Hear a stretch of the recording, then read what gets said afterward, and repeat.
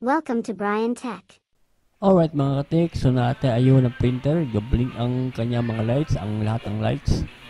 So, Epson na printer, o kanyang model ay L3210. So, ating tong buksan, kasi nag-blink ang kanyang lights. Let's go! Okay mga katik, okay.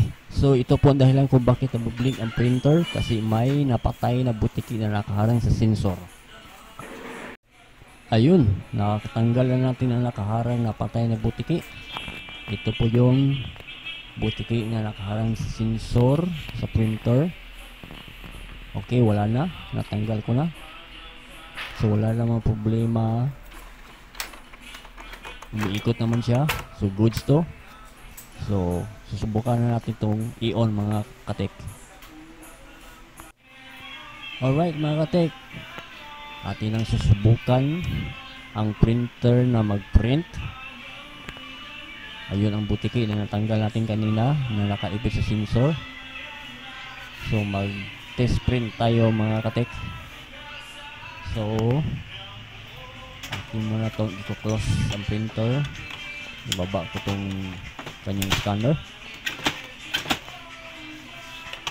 Ayan, at isira ko to. So, power on. So, ating tignan kung wala na bang error pang iba. Kung mag-i-stable na ba ang green. Ayun. Nag-stable na ang green light mga katek. So, wala na rin ang blinking red light. So, mag-try na tayo mag-print. Mag-test print tayo mga katek.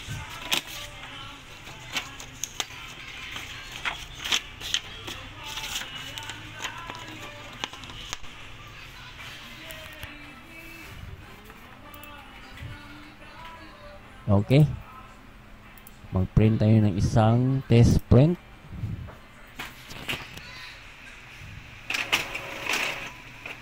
Ayun.